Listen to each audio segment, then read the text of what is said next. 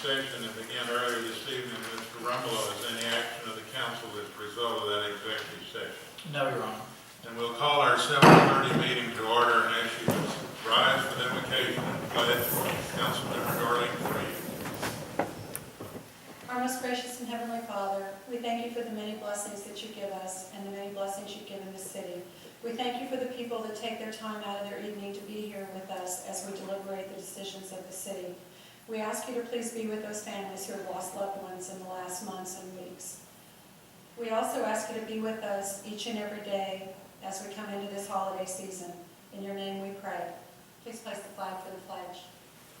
I pledge allegiance to the flag of the United States of America and to the republic for which it stands, one nation, under God, indivisible, with liberty and justice for all. I'd like to welcome you to our meeting tonight, the first meeting of the month. We have no planning and zoning cases or any public hearings tonight.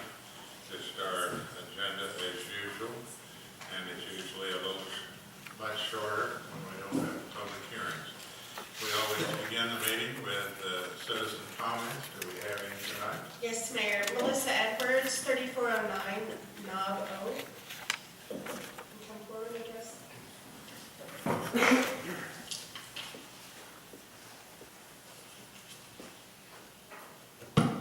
Thank you. We just want to take the opportunity from Grapevine South Lake Soccer to thank the City Council, the Mayor, Bruno. We really appreciate you all putting forth some funds for lighting and other structural improvements for our city. We hope you know that we are putting our part forward as well to include additional lighting at the Grove Park. Do you have any questions for me? Any questions? appreciate your funding as well. Thank you very much. Thank you. All right. Anyone else? No, Mayor. All righty. Then next we have a presentation by Jerry Hodge from our staff, and I'll participate in this presentation also from up here. Jerry is our transportation project director and works with the State Highway Department on various projects that we have now, and for many years he's done that. He's the most knowledgeable person we have on our staff, I think, about highway construction. We have another project completing, and he has some comments to make, and then I have a presentation. I have a proclamation to read. Mayor, Council, appreciate you very much being here tonight. It's a pleasure. The project that I want to speak on tonight is the Highway 26 project, which we went after the funding on many years ago. And that project is now completing, and as complete, we have some pictures up, and it's one of the prettiest highway anywhere around the country, I think. It turned out great. The project had a contract price of some $12 million in change. The change orders on the project were about 793,000, pardon me. And the total project cost was around $12.8. The contractor was Texas Sterling. Project manager was Lori Nelson, and I want to tell you, she did an outstanding job for the contractor, and did well, listened, and paid attention to us. As part of the contract, the additional change orders on the job were to be funded by the City of Grapevine, and the City of Grapevine took that on to get 100% funding through the ARA funds and our Obama funds, whichever one you want to call them. So it was totally funded, and it allowed us to pull our money, which is about $4 million, out of the project and move it to the budget for Bass Pro. The project was a partnering project where Grapevine was a partner in the project as a stakeholder, and we attended weekly meetings and progress meetings and worked with TxDOT each and every day almost on the project to get it done. Several change orders were processed throughout the project, both additions and subtractions. One of the change orders was interesting, the removal of a concrete slab for the entire length of the project. And it was 10 to 12 feet wide and about 10 inches thick. And it was not discovered in the cores that were taken on the project because it was right in the middle of the paving. And normally that's not necessarily where they take the cores. So we had to take that slab out. I would say it was probably an old county road that come out this way at one time. And so we took that out at a cost of some $145,000, which was kind of a surprise to all of us, and especially to TxDOT. We also added emergency drive access to the New Star tank farm for the fire department. That's something they had asked for. The city of Grapevine had requested at the very beginning that if there was any way we could work it out, we would like to add landscaping to the project. And so we were able, through the good management of TxDOT and the project and the change orders, to add in the landscaping for the project to the tune of almost $650,000. And also the painting of all the guardrails and the concrete rails alongside the road, which took some of the gray concrete out and made them match what's in the connector. The contractor on the landscaping was Benchmark Gardens, was an outstanding contractor, and I want to thank Kevin Mitchell. He spent a lot of time not only designing the landscape, helping with that, but he also worked diligently was to make sure that we met TxDOT standards for the landscape. Grapevine had been awarded a $300,000 green ribbon grant for some landscaping to use toward the landscaping, but we had budgeted funds a lot more than that to be able to get it done. But through, again, good management, and I have to give both the project managers the total goodness out of my heart. They give us a well-managed project, which allowed us to do the landscaping. We have with us tonight the area engineers from the Northeast Area Office of TxDOT, Ricardo Gonzalez, and who is the project manager. We'd like to show them our appreciation for the project. That was a well-done project. And again, one of the most beautiful highway projects I think around here, and it shows up. Mayor? All right, the city of Grapevine recognizes the importance of State Highway 26 as a part of the thoroughfare plan to our city and all of northeastern counties. The widening of State Highway 26 was a much-needed improvement to serve the city of Grapevine and northeastern county. The Texas Department of Transportation staff managed this construction project with an attitude of cooperation with all the affected parties. TxDOT staff exhibited sensitivity to traffic issues and concerns expressed by the city and the Grapevine-Colleyville Independent School District, and took steps to limit the impact upon traffic and access along the construction corridor. And we appreciate that very much. As you know, we've had a lot of construction going on at one time, and people were almost exhausted by the detours and the road closings and the inconvenience that they had to suffer to get these projects completed. Certainly, y'all minimize that on this particular project, and I'm honored as the mayor to join with the council and the city staff and all the citizens of Grapevine in expressing our appreciation to Ricardo Gonzalez, who's the PE North area engineer, and Adrian Chang, PE project manager on this project for their effective management of the project in whole and bringing it to conclusion pretty well on time and saving the city of Grapevine a considerable amount of money and minimizing, as I said, the impact on those that work and live and had to travel that corridor. So we congratulate you. We appreciate your good work, and we're all going to enjoy that project for many years. Thank you very much. Mr. Hogg will present. We have two certificates of appreciation, one to Adrian present this to you. And also, if you'd like, if you have any comments that you'd like to make. Thank you. I'm very honored to be recognized in this way. Thank you. Ricardo, we have one for you also. And Ricardo is the area engineer, and we work with him on a continuous basis out in the Grapevine area in South Lake and the surrounding cities. And we'd like to present you with this.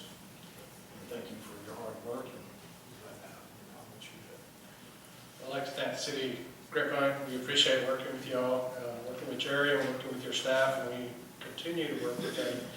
And I think we enjoy very much having that partnership together and building that as we go forward. I've been in this office for 2.5 years now, and it's been a pleasure, with all the communities around here, but also with Jerry, being a good integral part in helping us out and helping us understand what your concerns are as well. Again, thank you.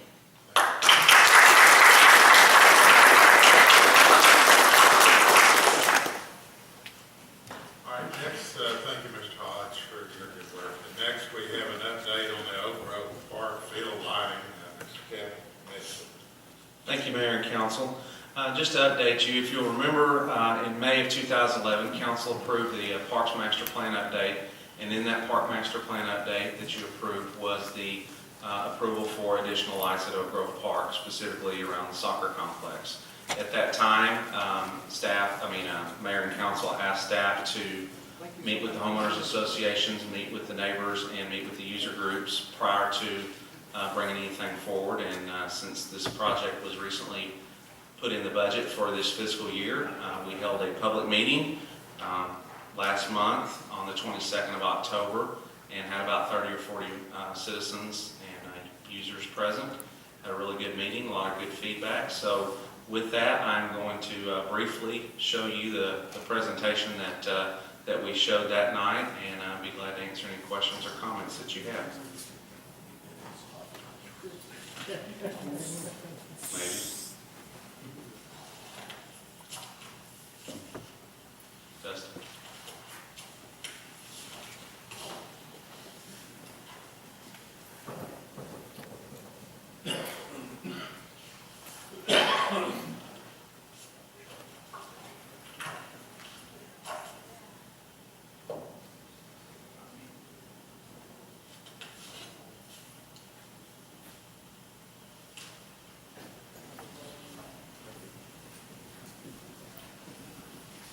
This first slide that you see is an aerial image showing the areas that we were discussing that night. The area to your left in the blue rectangle is the Oak Grove softball complex, and those are fields 1 and 2. And then the other rectangle up to your right is the soccer complex. Those are fields 1 through 4. In the budget this year, we have budgeted to replace the lights on the softball fields 1 and 2.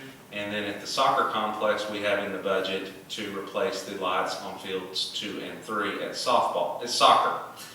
The South Lake, there are a lot of S's. The Soccer Association has stepped forward and would like to pay to install lights on fields 1 and 4 at soccer.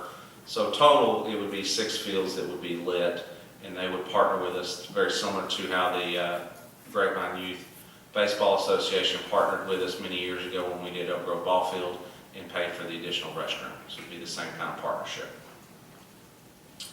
This is just another aerial showing the complex there at soccer fields. It's pretty much everything north of the trail, between the trail and the tree line there along the lake, those 4 fields.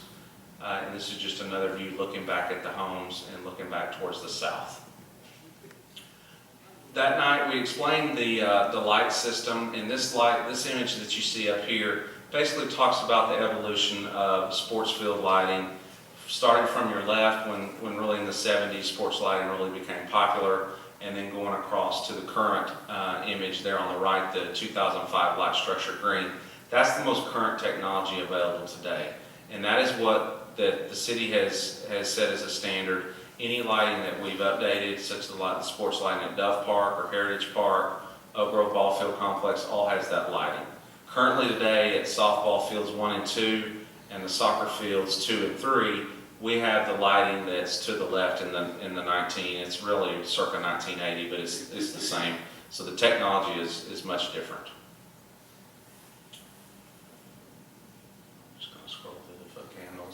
The basic difference of the fixtures is the bulb is a little bit different, but also inside that, you'll notice the image on your right, there are a lot of reflectors. It looks like a lot of strips of metal in there, but those are basically strips of reflective metal, and then the shield on it has those same strips in it.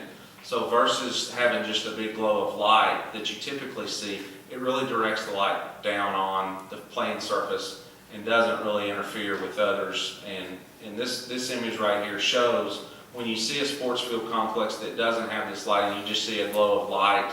And if you've ever flown over at night, it's very obvious the difference between the older sports lighting and the newer. And then I'm going to toggle back and forth. This is just showing the difference where the light has the new technology, it's down on the field and it eliminates the glare, versus right here you just see these glowing light balls up in the air. And this is a complex in Carrollton. This was the first complex that Musco did when they came out with this technology. And then the next picture shows the after. And you can really see how this field, this is a baseball field that the diamond is, that's the pitching mound and the home plate. It really illuminates a lot of wasted light. And then with the new technology, it really puts the light where we need it at that time. And this is a complex, the same complex in Carrollton, just showing the differences in the light, the before and the after. And I'm going to scroll through that. This is the image of Oak Grove Ball Field Complex. This entire complex has the new lights. And the bar on your left of the screen, that's basically the center line of Mural Road, just to show the cutoff of the light there and really how good a product it is. We've been very happy with it. This image is an aerial photo that we had flown, and it shows in the foreground is the softball complex. The two fields that are a little dimmer, and you'll notice with the blue oval around it, have the older technology on those two fields, and those are the two fields that are in the budget to replace. The third field in the top of the screen is the newer technology. You will see one or two kind of light glows. Those are for field 2 that are showing over. But basically it'll reduce that glare coming through the trees at night and put it specifically on the fields. And at the soccer fields, you just see a big glare of light ball, and the new technology will really put it down on the field. And that's just an up-close picture of softball field 3 and then the fields 1 and 2. That's a quick overview presentation of what we talked about that night. The comments were very good, and I believe all the comments have been forwarded to council from that meeting. Basically, before the meeting, we had everyone fill out a comment card or ask questions. Throughout the course of the meeting, most of the questions were answered, and if they were not, we certainly followed up with them there at that meeting, and then since then, Mr. Evans and I have followed up with a couple citizens. And really, most of the questions came that were directed to staff had to do with scheduling and lights being left on and different things like that. So we've really got a couple good systems in place. And then the beauty of this system is it allows us to go online. We can schedule it with our phone. We can call in. There's a 24-hour attendant 7 days a week that controls this system. And then if you'll remember when we bring the purchases forward to council, it's a 25-year warranty with these systems that we're going with, 100% maintenance other than acts of God. So we've really been pleased with it, and it was a great presentation, and I'll be happy to answer any questions for you. When do you expect to begin the installation? Well, we will need to take this to council for council approval. I'm working with the vendor now and finalizing those details, so I would assume in the next weeks or months we'll be bringing that to council. And then after that, it's typically about an 8-week lead time. So that would put it early spring time frame, I would guess. I'm really amazed by not only the reduced glare, but the quality of the light. It just seems to light up the field that much better in addition to reducing the glare. It does, and the foot candles of what's really required for sports and youth, we're not meeting that today. And really, the beauty of this system is it's putting better light on the field, using fewer light fixtures, and using less energy. It's more energy efficient for us to have the newer systems than the older systems as well. So, all right. Thank you very much. Thank you, Kevin. Now the council will consider an engineering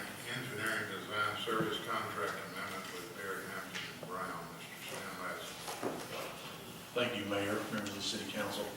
The engineering contract amendment before you tonight is to add 3 streets to the project currently under design by Baird, Hampton, and Brown.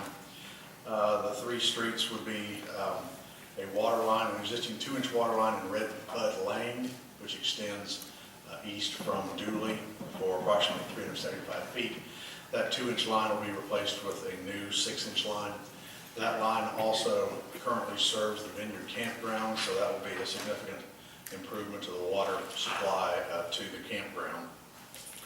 A second location is Cable Creek Court, which is just east of Dooley Street, roughly in the vicinity of the elementary school. It has a dead-end water line in that cul-de-sac, and we are proposing a new 6-inch line that would connect the Dooley Street line with this dead-end line in Cable Creek, 105 feet in length. And then on Boyd Drive, we're already, as part of this project, replacing the water line in Boyd from Dove Loop to Turner, but we've had a lot of problems with the line from Turner to Northwest Highway this summer with all the drought and so forth. It's an old line, so we're proposing to add that line as a replacement into this project. The amount of the engineering contract amendment is $26,895, and I'd be happy to answer any questions. Do we have any questions? Apparently not. Consideration of the proposed amendments in order. Make a motion for approval. Second. Any discussion? Not all in favor, all opposed, motion carries. Item 4, consider award of a geotechnical investigative contract for the public safety facility project. Mr. Laston. Thank you, Mayor, members of the City Council. This is a contract with Fugro Consultants Incorporated in the amount of $34,840 plus a 10% contingency. This contract basically is all of the subsurface investigation, including 12 bores of up to 80 feet in depth that will provide the information to the architect that we have under contract to actually design the foundation, design the building effectively. And so this is one of the first things that we need to do on the site.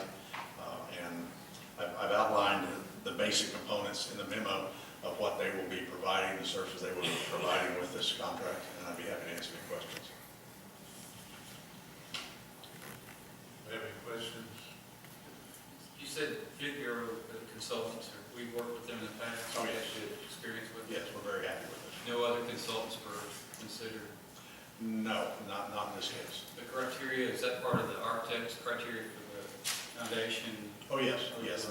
We actually had the architect sort of set the scope of what services they wanted, and I think in coordination they determined they wanted 12 bores around the site. Some are deeper than others, depending on whether it's the main building or whether it's back at the sport buildings, that type of thing.